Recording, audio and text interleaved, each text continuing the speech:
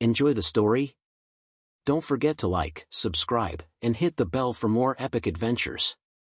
The galaxy groaned under the weight of the Domina hegemony. The regime's iron grip fractured alliances, sowing dissent among star systems desperate for freedom. Amid this chaos, Marcus Vane, a self-proclaimed freelance problem solver, pursued a lead on Carvines, a desolate mining world. His target, a notorious slaver ring. The slaver's stronghold was carved into the cliffs of a canyon, its jagged edges resembling the broken teeth of a dead giant.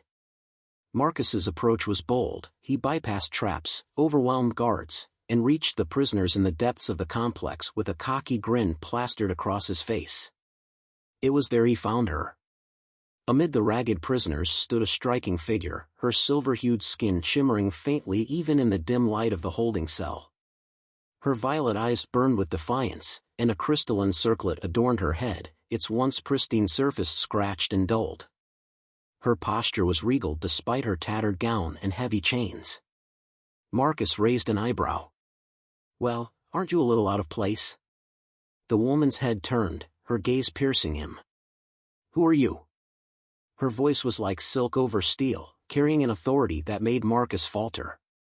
"Marcus Vane, galactic troublemaker at your service," he said, tipping an imaginary hat. "And you are?" "Nyvara, rightful heir to the Illythian throne," she said with a lift of her chin. "You will release me." Marcus chuckled, raising his pistol. "Demanding for someone in shackles. But hey, I like a challenge." He fired, his plasma bolt striking the lock on her chains. "Welcome to freedom, princess." "I did not ask for your assistance," Nyvara said, stepping forward as if she hadn't been bound moments earlier. "And yet, here I am, saving your royal backside," Marcus replied, already checking the corridor for threats. "Let's go, Your Majesty." Their escape was anything but smooth. Blaster fire rained down as Marcus guided her through the labyrinthine stronghold, his flippant remarks punctuating the chaos. Nyvara remained composed, her fierce determination keeping her steps steady. When they finally reached Marcus's ship, the Iron Wind, Nyvara hesitated on the ramp. She glanced back at the stronghold, a flicker of emotion crossing her face, anger, sorrow, regret. "You coming?" Marcus called, already firing up the engines. With a deep breath, she boarded, sealing her fate to the rogue who had saved her. The Iron Wind was far from luxurious. A patchwork of mismatched panels and exposed wires, the ship was more functional than comfortable. Nyvara surveyed her surroundings with a mixture of disdain and curiosity as Marcus lounged in the pilot's seat, boots propped on the console. "You could at least offer me proper quarters," she said, her tone clipped. Marcus grinned. "Princess, this is as proper as it gets. Make yourself at home." Nyvara stiffened, clearly unused to such informality. She found a corner of the ship to settle in, her regal demeanor unwavering despite the grime. Marcus couldn't help but admire her composure, though he also found it endlessly amusing. Over the next few days, their personalities clashed. Nyvara was sharp-tongued and unyielding, while Marcus countered her aloofness with a steady stream of irreverent banter. Despite their differences, they began to piece together Nyvara's story. "My uncle, Lord Kale, orchestrated a coup," she explained one evening as they drifted through hyperspace. "He murdered my family and seized the throne. I am the last surviving heir." Marcus leaned back in his chair, nodding. "Classic power play. Let me guess, he's got a fortress, an army, and a big ugly throne." Nyvara shot him a glare but continued. "Kale has turned Illythia into a wasteland. My people suffer under his rule, and he will stop at nothing to find and kill me." Marcus tapped his chin. "So why not rally some troops and take him down?" Nyvara's gaze darkened. "Because I need the artifact first. Without it, I cannot reclaim my throne." Marcus raised an eyebrow. "Artifact? What kind of artifact are we talking about?" Nyvara hesitated, then said, "The Starstone, a relic of immense power that connects the Illythian monarch to the heart of the Empire. Without it, I am powerless to lead." "Got it," Marcus said with a grin. Ancient magical doodad. Sounds fun. Nyvara sighed. You are insufferable. And you love it, Marcus quipped, earning a withering glare. Their first real test came when a bounty hunter tracked them to the desert moon of Zephyros. The iron wind barely escaped an ambush, crash-landing in a rocky canyon under the cover of darkness. Stranded, they were forced to work together to evade their pursuers. Stick close, Marcus said, leading Nyvara through the maze of jagged rocks. I am perfectly capable of taking care of myself, Nyvara replied, her tone icy. Sure, princess, Marcus said with a smirk. But out here, you're in my world.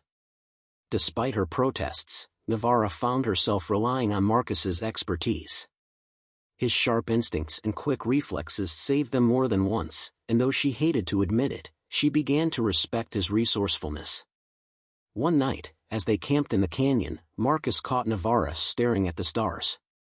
You miss it, don't you? He asked, his voice uncharacteristically soft.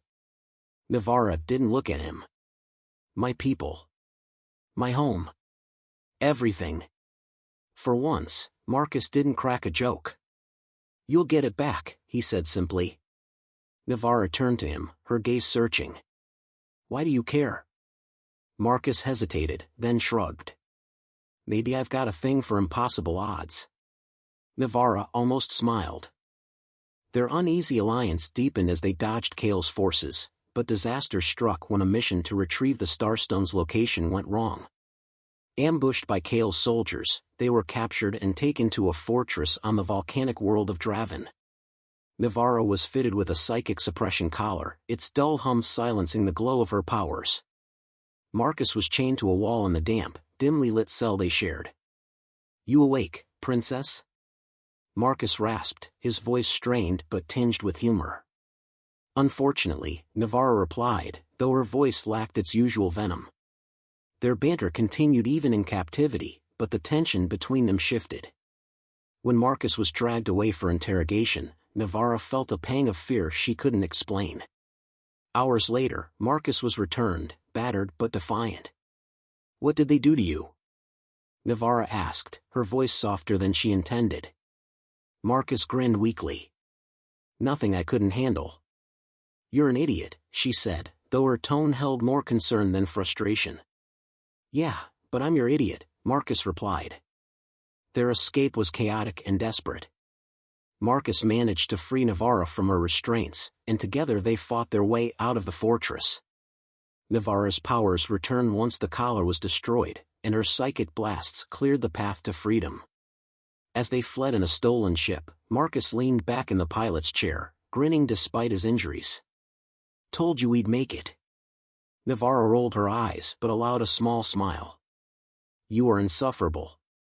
And you love it, Marcus replied. The aftermath of their escape left them raw and vulnerable. Nyvara's icy walls began to crack, and Marcus let her see glimpses of the man behind the bravado. Their arguments grew less hostile and more charged, simmering with unspoken emotions.